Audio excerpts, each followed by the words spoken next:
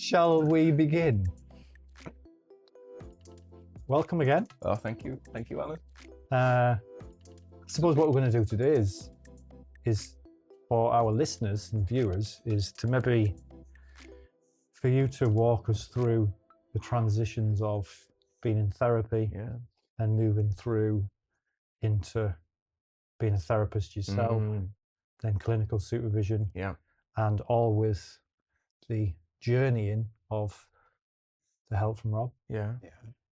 Without making it all about me, because that'd be weird. Okay. I'm going to do that now.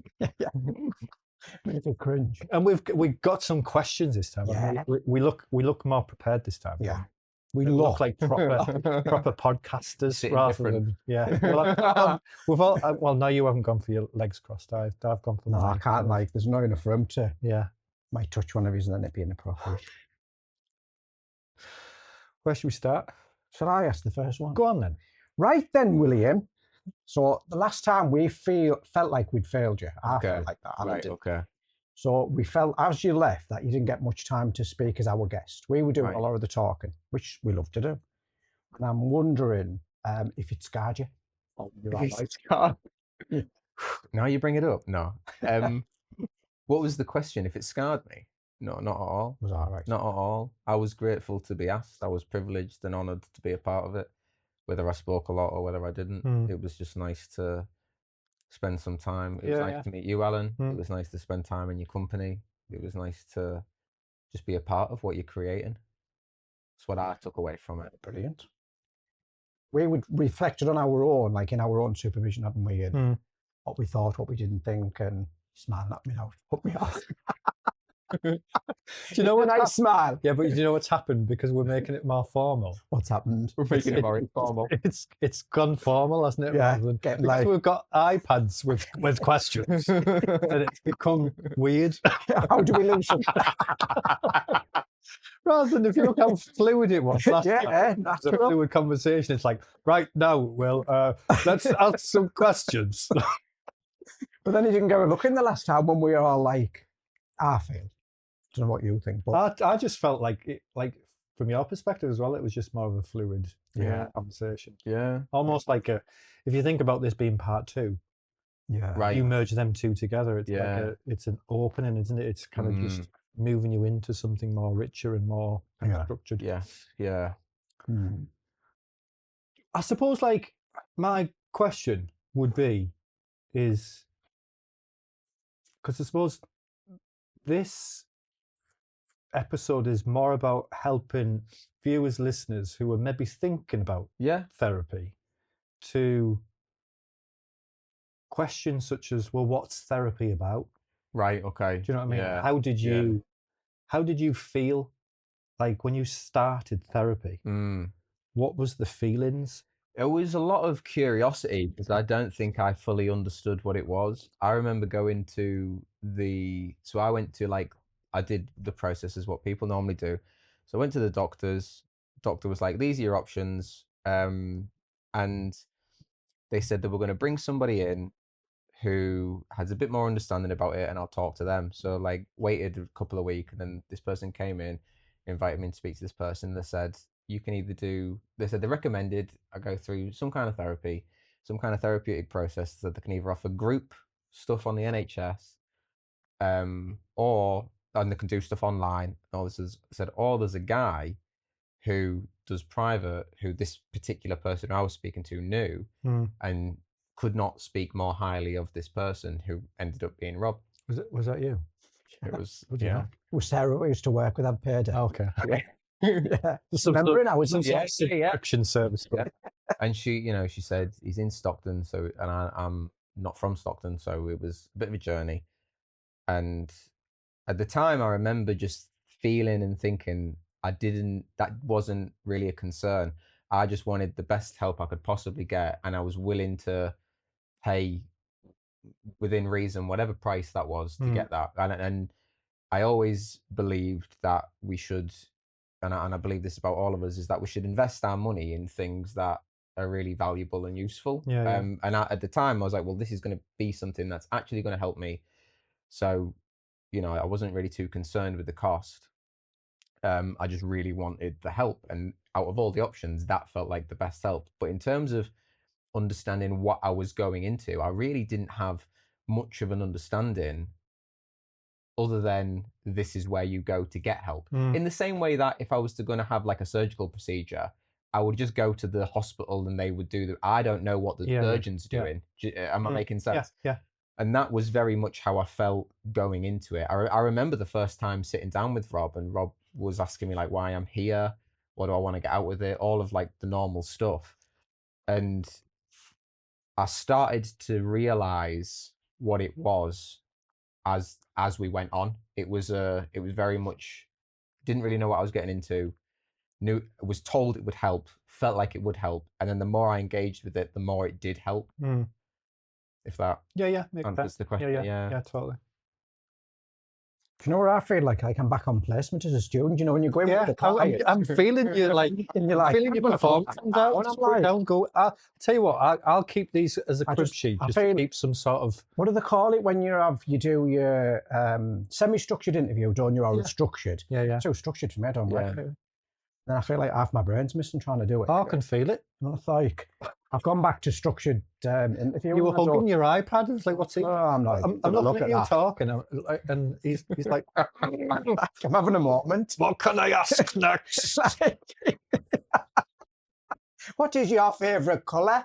What am I doing? So from that process of coming in to Sarah signposting you in and coming in, and I know the cost attached, you juggled that. Not everyone's got the privilege, have they, to pay for private therapy. I totally understand that. So then moving through that transition of having therapy with me to then saying, can I come back for supervision? And I'm like, I don't know. That realm there, how did you navigate that? It didn't. If I think about it as like, imagine being on a raft and you have to, if you've ever been like, on a raft, to the degree you have to be skillful at navigating the raft is really up to the waters you're on. And it didn't feel like it was a hard navigation, because it didn't feel like there was a lot to have to be mindful of. It didn't feel, because we'd finished all of the work that we'd done. And to move into supervision, I mean, I was always sharing my intention with you. I was always saying to you, Rob, like, this is where I want to go, this is what I want to do, and you were very helpful in pointing me in the right direction. So navigating it felt quite easy, because it sort of felt like there's point A, could clearly see, or sorry, there's point B, could clearly see point B. The waters were calm. It was just about paddling like forward. It didn't feel like I had to be mindful of, oh, well, because we're changing the dynamic, I need to be aware of this, and I can't bring that here. Because we'd done, and we'd spoke about really clearly about how it would change, what the new boundaries would be. So for me, navigating it didn't feel hard. I think you were a big part of that, and here come the compliments. It was, you created the calmness to just move through, rather than me having to figure things out. Right, nothing was really unspoken. Like we really cleared up. This is finished. This is going to be starting. This is what it's going to entail. Are you okay with that? Yeah. What would it look? Imagine. It sounds like you had a lovely transition from therapy to supervision with the boundaries. Yeah. That's obviously kind of going back to the previous episode.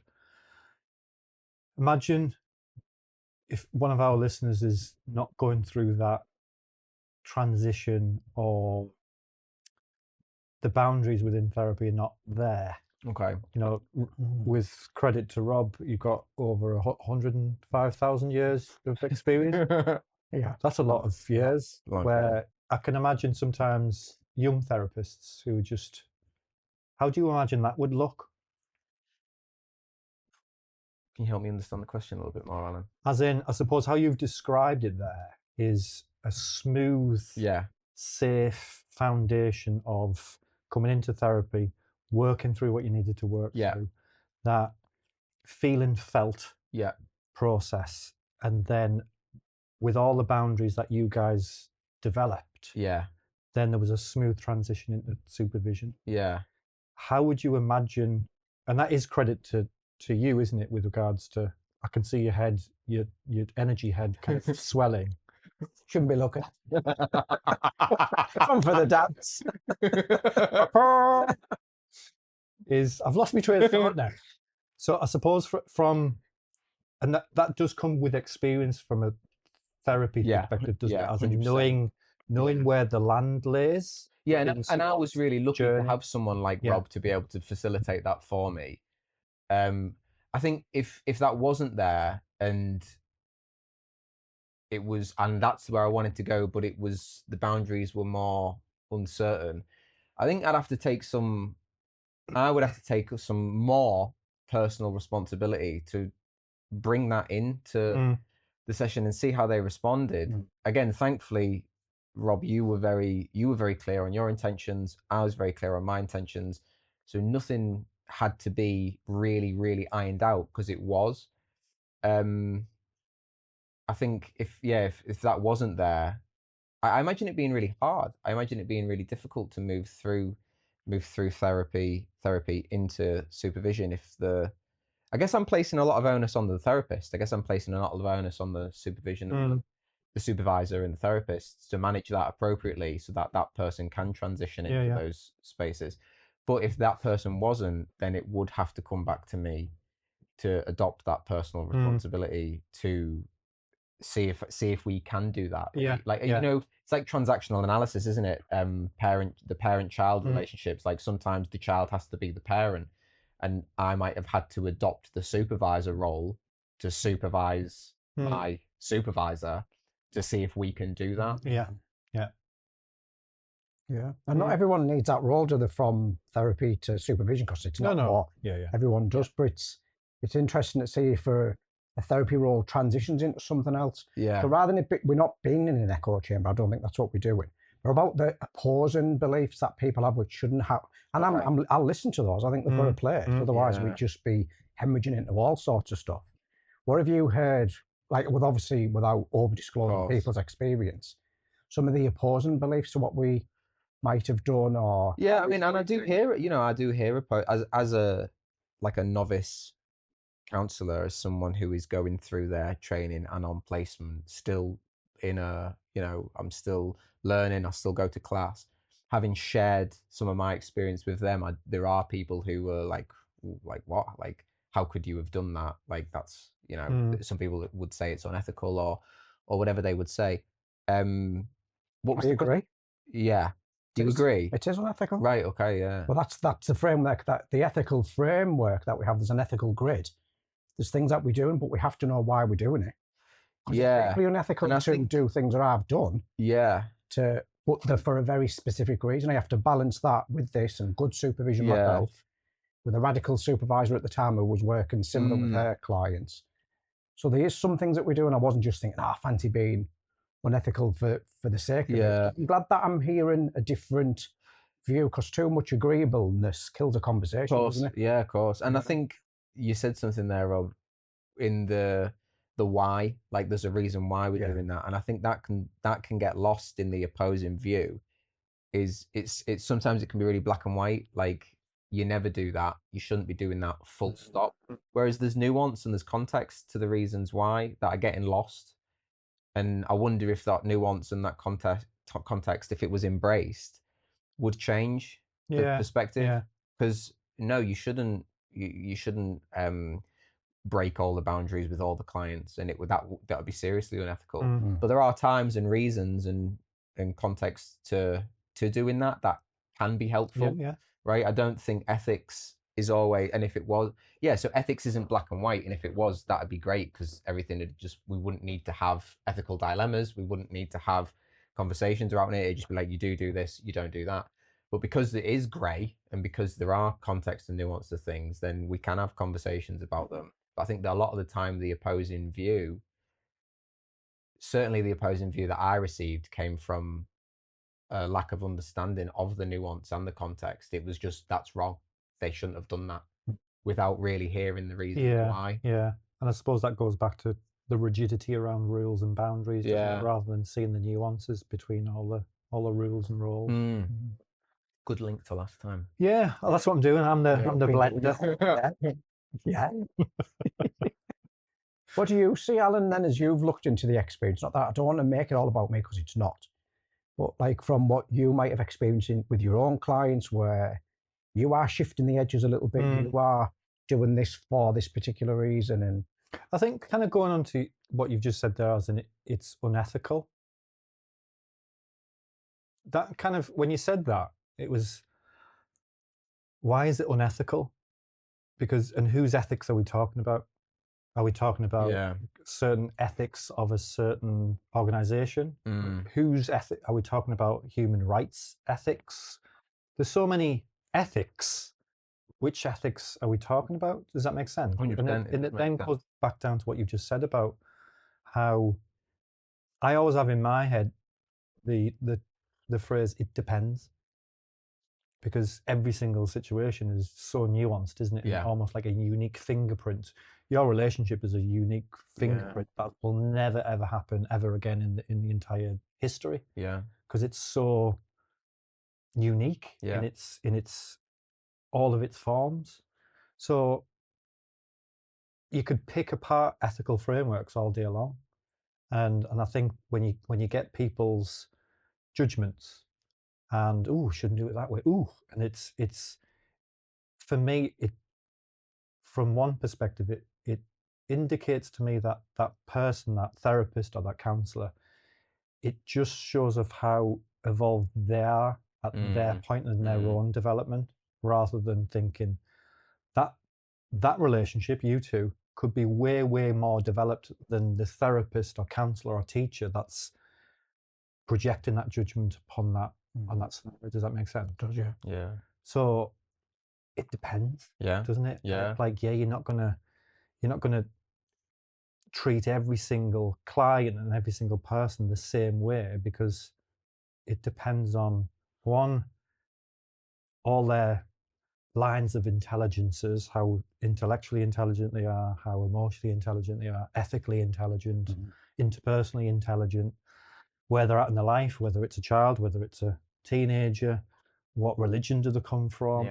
There's so many different kind of layers, isn't it, to walk through, and you think it just depends. Yeah, I agree. And once people can get to that level of, it actually depends, then you can see why, I suppose, your relationship has naturally progressed into supervisee, supervisor kind of relationship. I like what you said there, Alan, about judgment, because it's like a very black and white judgment, and because there's no room for context, there's no room for nuance. It's just, that's wrong, but there is no it depends in the judgment. There is no it depends. And it's almost, I suppose, therapy, psychological therapy, spiritual therapies, they're in the subtle therapies, aren't they? Like a physical therapist, physiotherapist, it's concrete. You've got the body, you measure the body, you do what you do, blah, blah, blah. Where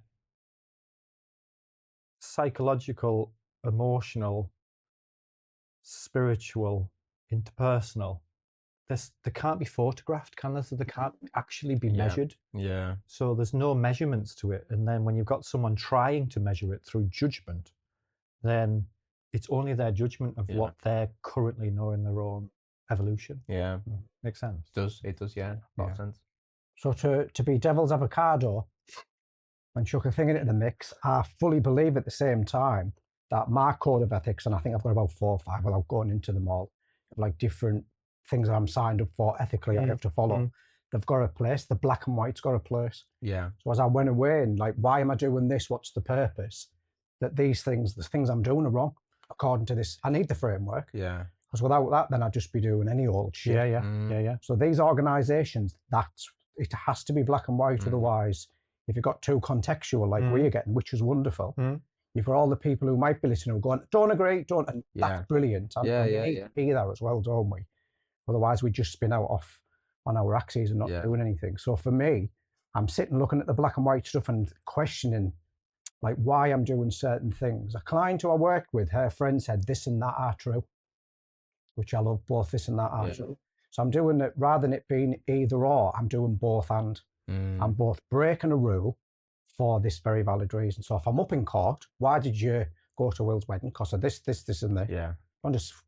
ask all my clients if I can go to the parties and to do stuff. Yeah. So there's a lot of tension in that. Yeah.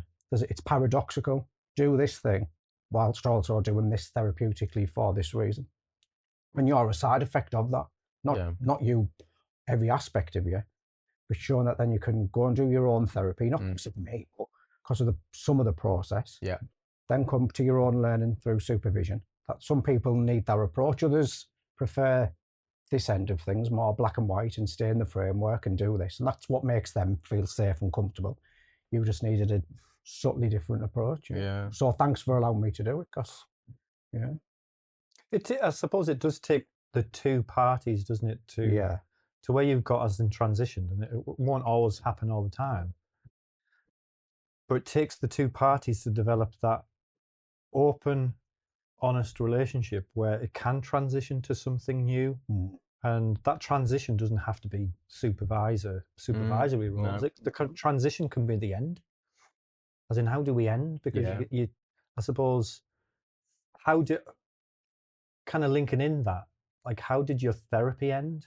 So what was the liminal phase I think between therapy ending and supervision beginning? I think we both realized that when I was coming, there wasn't a lot of therapy taking place, and you were sort of introducing the ending subtly leading up to that anyway, and we just both agreed it was time to end. We both said, shall we? I think I had like a apprehension about ending it. I was like, oh, but I don't want to go. Right? I didn't want to. I still felt like I had stuff to learn from you, and I still felt like I had things to experience that you could help guide me through. But it wasn't therapy, and that's when the idea of like supervision, I guess, became realized, in that is what it was moving to naturally anyway. We were talking just off camera, about like how it can transition towards that more during the therapy, and it just so happens that I was going down the route of becoming a therapist and looking for a supervisor, and you are a supervisor, and that's where our relationship was going. So it came to like this natural place where we both agreed that would be a good place for it to go. Yeah, and I suppose that the conversation that we were just having off camera before we started was that. And I think is it coincidental that because you are now a counsellor, is your natural progression to seek mentorship happens within the framework of counselling? Does that make sense? Yeah, it does make Where sense. If you think of a lot of people's natural progression from therapy, which is you're cleaning up your past. Yeah. Then once people have cleaned up the past, some people want more, as in, well, what's next? Yes. They want to evolve beyond the cleanup. They want to grow up more, or they want to understand them. They want to wake up more. Yeah. They want to show up more for themselves and others. So then, if the domain of these spaces are just cleaning up, as in the therapy, as in cleaning up past stuff, what I found in my own practice is that when I've worked through people's cleaning up phase, they still want to continue. Yeah. And it's then they want more coaching stuff, or they want mentorship, or they want spiritual work. None of that's therapy, because they've done the therapy part. And is it a natural progression just because we're in ethical frameworks of therapeutic processes, mental health professionals? There's lots of guidance around what we should be doing. But if you weren't training in that, then a question to you would be, what would your relationship be? I think I'd have gone somewhere else. I think we would have just ended, and I would have just taken the supervision that I would have taken that came with the placement that I'm on, and I don't think I would have. Yeah, I think we would have just ended. It would have just come to its natural conclusion. I would have finished the therapy, because towards the end of our therapy, that's very much what it was. It was a mentorship. I was coming for guidance. I was like, this thing's happened. How do I change? How do I fix? How do I evolve? How do I do these things? And we'd done all the past, we'd done all the scars and the trauma or whatever it was we were doing. And I think you're right, and I think because of the type of person I am, seeking that mentorship really did allow us to, and you like graciously were my mentor. It went into that way naturally. But yeah, I think if I wasn't that way inclined, it would have just stopped. And it is something to think about, isn't it? Maybe our listeners and viewers, is that when people are moving or transitioning out of therapy, do they have to stop? Right. Because the therapeutic process stops from their cleaning up process, but the liminal phase of them evolving enters into a new phase, and that depends on, I suppose, that depends on the counsellor, depends on the therapist, what experience do they have of mentorship, where they're at in their journey, because you can only get a person Excuse me. you can't give someone what you don't have. Yeah, of course. So if you've got wisdom in a certain part of life, then you can offer and give that to someone else. Yeah. But if a therapist doesn't have that, if a therapist is just trained in a certain therapy and therapy comes to an end, then that relationship will naturally probably come to an end. Absolutely. Yeah, I agree. But if that therapist or counsellor has other skills and experiences and wisdom, then you can see that relationship progressing into something else, as an evolutionary relationship rather than just a therapeutic cleaning up relationship. Yeah. And I think, I don't know if it was that I was going into being a therapist that allowed our relationship to transition into a supervisor one, because even when I was coming for the mentorship and the guidance, we'd really done a lot of it. We'd really done, like, you'd really allowed me to be a person who can be resourceful and self-sustaining, and didn't necessarily within my personal life need that guidance, because you'd given me like loads of it. I felt like you'd given me enough. Now I get a lot of guidance in how to be a therapist from, like, that's our supervision, is this is what's going on in my work, this is what's going on in the practice, where do I go with it from there? Yeah. Would you agree? Absolutely. Yeah. Have you heard of the mental health curve? Remember doing, so you've got mental health problems down at this end, and then you can languish and not feel very good, and then you can start to feel better. Right. And that's where we're overtrained, understandably, in the NHS to cut off. Yeah. You're sort of done now. Yeah. You're doing as best you can. It's not always finite, is it? But then in mindfulness-based cognitive therapy, and then mindfulness-based cognitive therapy for life, what they found was actually, what if we got people to flourish? Yeah. And bringing it back to the podcast theme, the mindfulness, that's what we're doing a lot. We do a lot of that work. You do it. So that people can stay. And I'm not trying to like cream money off people. No. But first and foremost, I run a business. That's my method. Yeah. Then I have to look at that first. Then I have to like look at what I'm doing. Is it ethical? Is it right? Yeah. But I've interviewed all of the clients, including yourself. This is very formal how we're doing this in a wonderful way. Like, why they're staying. Yeah. Some are to flourish at work, some are to flourish in the relationship. Not that they're doing it. They're doing all the work from all of the skills that they've learned.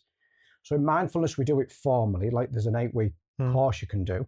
You've learned everything. And I would normally at this point signpost people to a 8-week mindfulness course in the NHS. Locally, they can get it for free, which is brilliant. So when I did mine, I was like, oh, this flourishing feels novel. This isn't, because I've had the therapy and I didn't need to stay with my counsellor. So that flourishing bit, and then you can move and maintain that. Yeah. Sort of what we've done and what I'm doing with lots of other people. Yeah. But it's a newer way of working. The downside to it, and this is not calling people out, is that some therapists might use it more from the business perspective. Oh, there's regular money coming in and income. Of course, I need to pay the fucking bills in private practice. So I'm balancing the ethics, the flourishing. Now you then going back to languishing, back to mental health, which you want, and if you did, so what?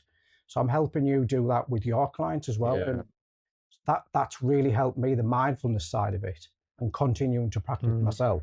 Yeah. To not strive for flourishing, but I'm living a different perspective to some of the mental health things that I had going on. Yeah, because that was a word you would bring up a lot in our therapy, would be like flourishing and thriving. And then because we worked for quite a long time together, you kept telling me, you were like, well, you're doing it. kept saying to me, "Well, you're flourishing. Like you're Yeah, thriving yeah. now." And you were. It felt like you were wanting to take quite a big step back because you were allowing me to flourish and you were allowing me to thrive. And I think that was another part of why our therapy came to an end. Was you you can overwater a plant, can't you? Mm. And you'd done. It was like time for me to just start growing. And What- you'd done what you What's needed the to do. sign of a good therapist? What is the sign of a good therapist? That is such a good question. I might need a minute to think about that. We'll do like the lifting. What is a sign of a good therapist? There's so many. I think there's so many. I think there's so. Do I have to pick one? Signs? Let's go for signs. Okay. I think. What do you? If we kind of tailor it to you and Rob, Yeah. what did you notice in Rob that allowed the relationship to flourish? I think there was a real wisdom that I felt from Rob that I'd never really felt from another human being. And when not just it was like but it was a really refined wisdom. It was a wisdom in the field. It was like a wisdom in the things, like a wisdom in trauma and how to manage trauma and sit with trauma that I'd never experienced. I remember the first session I had with Rob, and I was telling him about what I'd been through and what had happened, and something stuck with me. So you might not even remember you said it. I offered. I was like, this is one thing that's happened to me, and you were like, that really doesn't sit right with me. You were like, I don't like that, and it wasn't. You weren't trying to fix it. You weren't trying to tell me what to do. You were just letting me know how that had landed with you. And I remember in that moment hearing that from another human being, because people normally are like, oh, that's sad, or like what, like the way you reacted to what I said let me know that Rob was really really So for the listening. people who are just listening, Rob is now holding a mirror up to Will. Yeah. So you're saying all these things that I don't want to hear any more stuff about me, Yeah. because this is my job. And I keep this clean Yeah. and I use it to like reflect stuff back Yeah. a little bit. And then it's like, oh, it's blinding me, it's too much. That's a sign of a good therapist, in my opinion. Now. Yeah. Yeah. It's all getting a bit about me and it feels a bit weird. So as I reflect, that's what I'm doing in the session. Yeah, but this is not about Will either. What was it about? It's about everybody. the listeners, isn't it? It's about the listeners. Yeah. Kind of whoever's listening who's thinking about therapy or going into a space like this, as in what to expect and what to. Yeah. And I suppose. I think I like what you're saying, and I think if I could refine that a bit more, if like someone's listening to this wanting to be a therapist, transition into like looking at courses or whatever, I think the first thing you could probably really do that's going to be the most helpful thing is learn how to really listen and sit with people, like without getting your own stuff involved. How did you know it was wisdom? Alan, that is such a good question. Just coming out like just channeling somewhere. In the same way that when you look at something and you know it's beautiful, it's not I can't, if I was to describe it, it wouldn't do it justice. It was a felt thing. It was like, you know, when you get care, right? You know, like an animal, right? When I so I've got a dog. When I take him to the vets, he doesn't like the vets. It's a very like panicking time for him. But once he's had his treatment, he feels better. He might not even know like why he's felt better, but he feels better. Yeah. And it was like when I was sat with Rob and I could feel this wisdom, I don't even know if I can articulate how I knew it. I just knew that this was right. This was what I needed. In the same way, like, imagine no one has ever told you what thirst was. Imagine no one ever taught you what being thirsty was, and then someone gives you a glass of water and you drink it and you're like, wow, like what is this stuff? You just know that is what you needed. Does that make sense? Total sense. It was already in you. That's why I was getting the mirror. Yeah. And that's something. So that acorn that's already there, is you've like grown into an oak yourself. You've done this. It's a natural thing, isn't it? And we get stunted and we have growth spurts, and you know there's bad summers and good summers, and you can sit like the oak tree and be mindful and present. All of the wisdom was in you. Yeah. Yeah. And when you own that fully, Yeah, you used to say something that people would probably find really cringe, which was like Loads of you used to say, you used to say things like, "Don't dull your sparkle for other people. Yeah, bitch. If you shine." Oh dear, I've never had. Dear me. You used to say things like, That's where I was at. That's where I was at.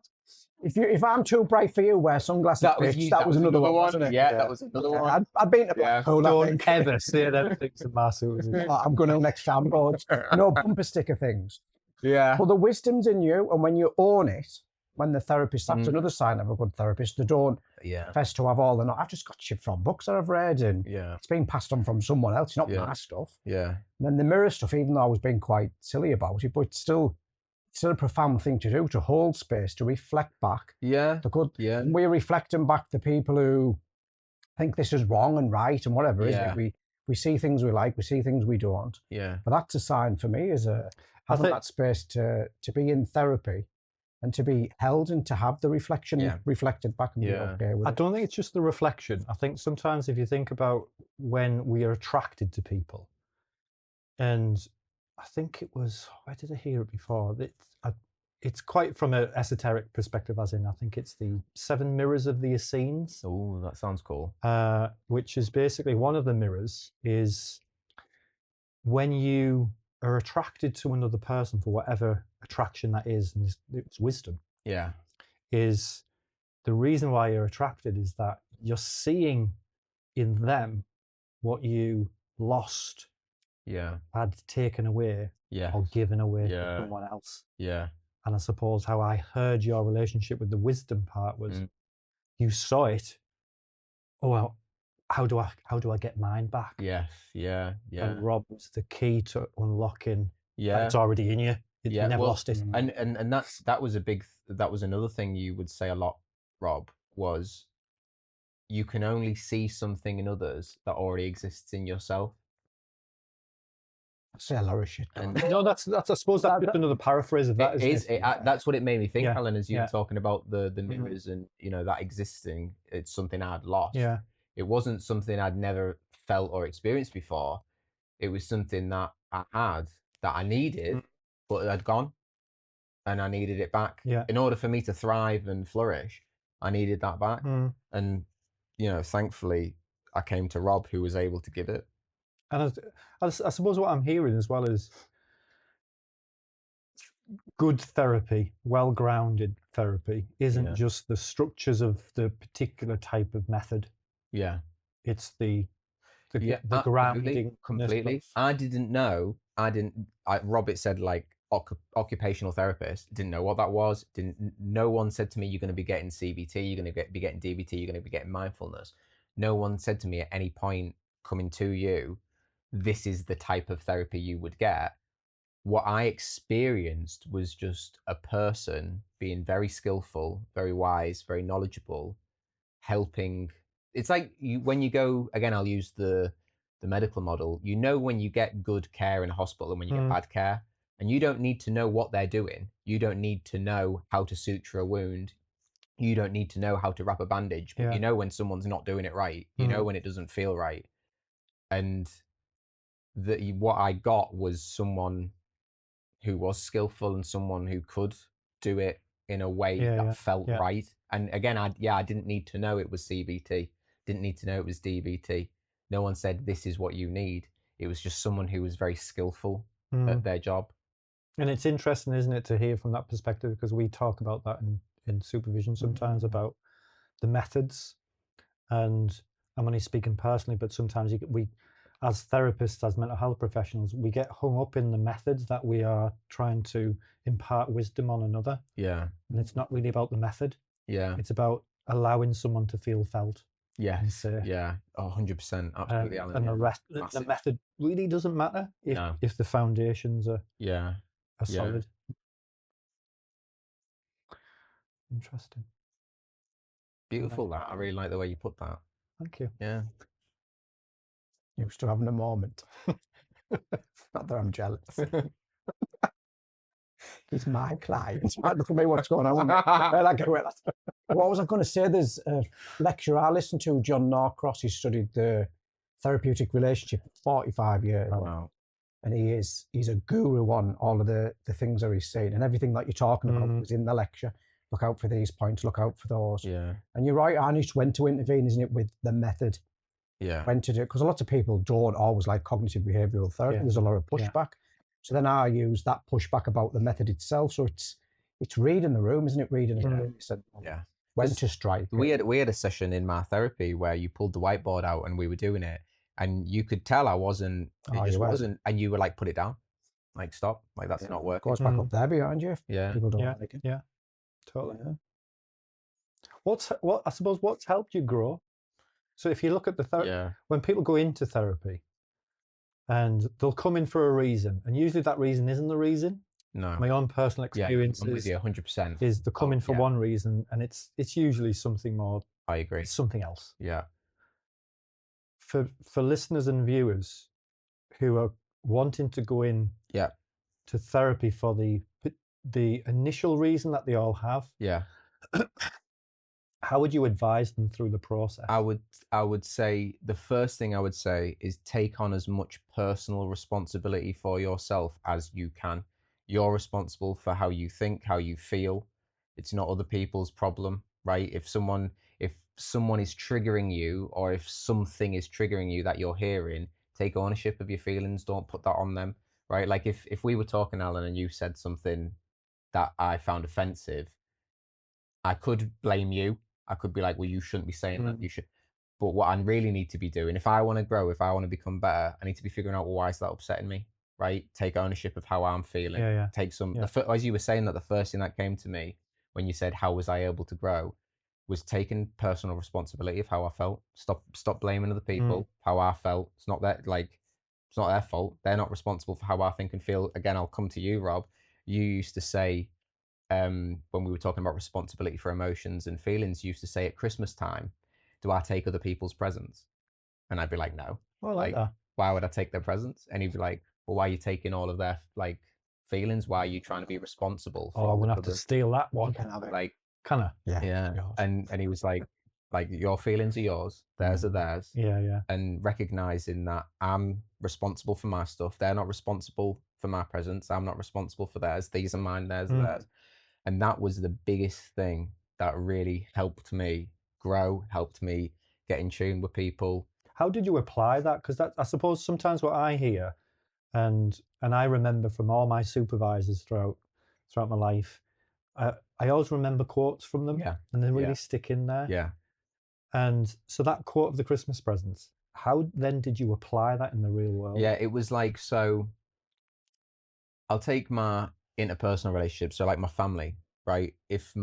I had a very interesting dynamic with my dad, and I would blame my dad for like how I was, right? And don't get me wrong, there's some justifiable blame there, but it stopped me moving past that relationship. My blame for my dad, all the stuff I was like blaming him for, was stunting my growth, because it's like, imagine you have something that's really precious to you, but somebody else is responsible for it. You have no control over what happens to that.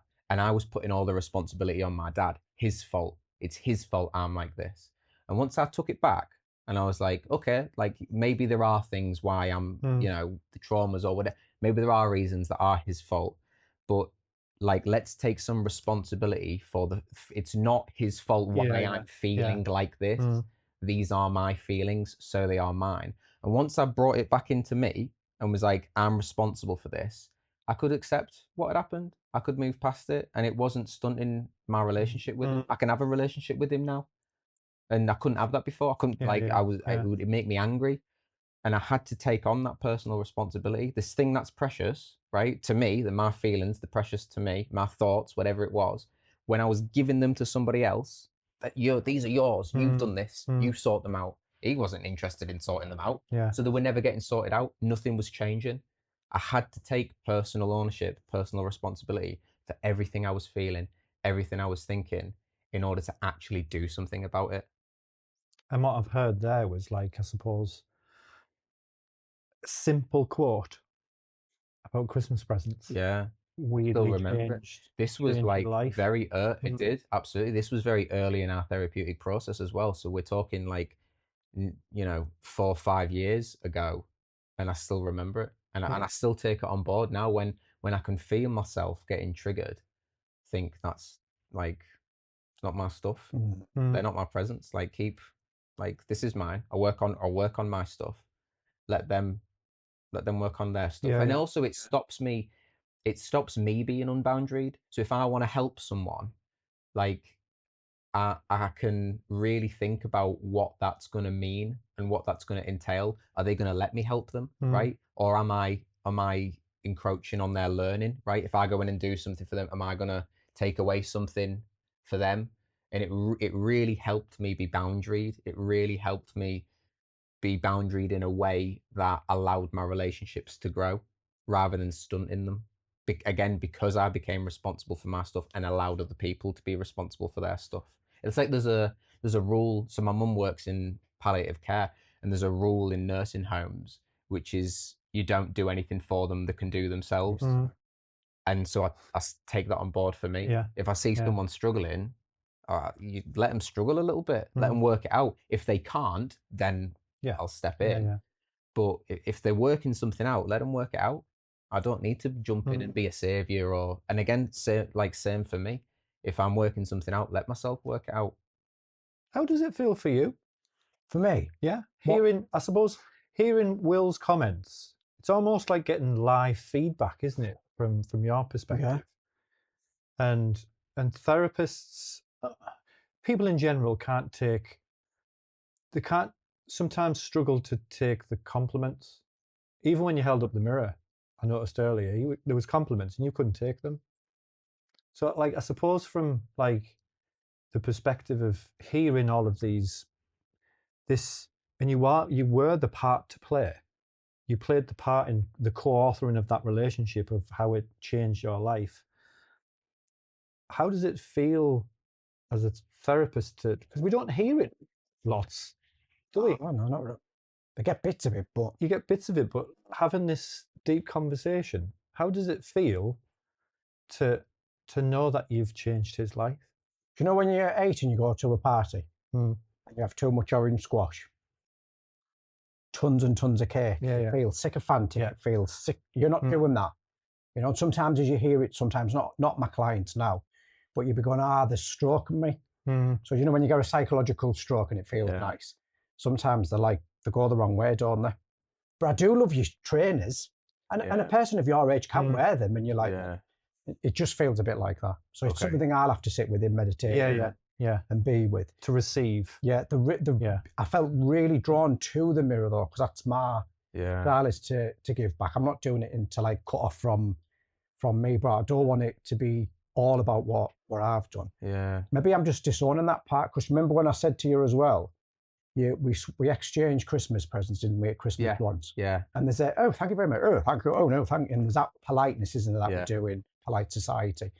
How many times have you said, oh, thanks for today, custard pied you? As we said, Teesside, and you're like, Rob, I've just given you a compliment and you've trained me to do all this. But we're working through things without making the therapy about us. So this is, for me, it's like private stuff I'd like to, I don't mind you asking. Oh, yeah, I know what you mean. I can be totally transparent, but it's a process. The reason why I asked was more, I suppose, from when there's because everything's a co-authoring of something, isn't it? When people enter into a room, it's not just about the client who's getting help. I had a teacher yesterday I was working with. She doesn't mind me sharing this story if you're listening. And where we were, there was a crying child outside the room, and she was really distracted by it. And sometimes I'd just like to invite in the distractions, because then they don't become distractions. And we invited that in to allow her to work through what she was working through with the wisdom of a crying child. And what would the crying child say within what you listen to the silence within the cry? What would she say right now? And it allowed her to have an insight without, if it wasn't for that crying child, if it wasn't for me allowing that to come in, then she wouldn't have had that insight. Yeah. So I suppose from a therapist perspective, sometimes we do bat stuff back. We really do. And it's like, well, Why wouldn't it's we? then we don't receive some comments that are worthy of receiving. Yeah. And sometimes you're right, I suppose from a boundary perspective, sometimes receiving comments need to be received superficially, just on that subcutaneous level. But other comments need to really go into the heart, don't they, and be received fully. Mm-hmm. And it depends on that individual, and it depends on the boundaries within that relationship. Mm-hmm. And I suppose, yeah, is it more relationships in general that happens? You know, is it British culture that we The can't rejection. that we can't receive something, we can't receive a compliment? I think it's I mean, it's a good question, isn't it? Like, is it British culture? I remember we did a bit of work on receiving because I had a really sort of warped understanding of ego when we were working through therapy, and I really struggled to receive any compliments. And again, coming back to quotes and analogies, you said, well, if someone were to give you a gift on your birthday, how do you receive it? And I was like, well, I say thank you and I take it. And you were like, that's what you do with compliments. You say thank you, you take it. Yeah. And you can open it in front of them if you want, or you can take it home and open Yeah. it later. And that's how that completely changed my view on compliments. Like, they're just little gifts and you can, like, the Well, we get too many, can't we? That's what I was conscious of. Yeah. Yeah. You know, it's you weren't doing that intentionally. Yeah. Like, all the gifts are piling up, and it's like my 53.5th birthday. It's not even my birthday. And there's all these, and here's another one, and you're also on this, and there's a sparkler in a cake. Yeah. I'm like, yeah. Let me just take one of them. Right. Well, Yeah. be with it. And when I'm saying private, I don't mean I don't want to talk about it. Yeah. But I'll process it. The other bits, I'm like staying in the room. Yeah. Because that's where I'll go to where I used to be, where, you know, your ego thinks you should and stinking. Yeah. So it's a very balanced thing, isn't it? Yeah. But I suppose for listeners, hearing the qualities, Yeah. because this is, I suppose, when a person's looking for a therapist, and sometimes they don't know where to look or what to look for. If they're listening or watching this, without you being there, the qualities that reside in you is the compliments. Does that make sense? Yeah, absolutely. So wisdom, feeling, allowing someone to be felt in the room, safety. Yeah. Yeah. These are the qualities that people will hopefully tune into through the vessel of Rob. Yeah. That makes sense. So then it's not about you, it's about what qualities that reside in you that you saw. Yeah. That then allow the therapeutic process to evolve and and flourish. Yeah, absolutely. And that is what so for me, it feels like an honoring thing. I'm honoring those qualities. And Rob just so happens to be the vessel of those qualities. Yeah. But it's the qualities that I'm saying thank you to. Yeah. And you're a part of that thank you because you're the person embodying those qualities. But yeah, it's really it's the wisdom, it's the knowledge, it's the grace, it's the guidance. That's what I'm honoring. That's what I'm saying thank you to. Oh, that's lovely. That's a weird, lovely ending to end on, isn't it? As in looking, I suppose, for listeners and viewers, is to look for them qualities. Yeah, and I think again, if you are someone who's been through therapy like myself, wanting to look at being a therapist, I think they're the qualities to look for to develop. Because I think everything's a skill, and you can learn how to be wise, right, through experience and through knowledge and acquisition and development. So that would be the place to really. It's really the foundation, isn't it? Foundation, to the methods, because everyone, I suppose, the society that we're in, we're very much focused on the methods and what licenses and qualifications people have and how many tickets they've got. Yeah. Can I do a boundary breach before we finish? Breach. Yeah. Oh, here we go. Oh, here we go. Boundary breach. You mustn't have clients. It's in the 90s on the wall. So if you look at that quality as well. If you look at this quality, then it's closeness, isn't it? Yeah, it's closeness. You look at the physical closeness that I've only met you twice, and it feels very close in a way which feels very open. Yeah. And I suppose these qualities that are being expressed and ending on closeness is you leave with closeness then, don't you? Does that Yeah, make sense? It does make sense. I suppose that's a really good ending. Yeah. Thank you. Thanks for sharing. Oh, thank you, Alan. Thank you, Rob. Lovely.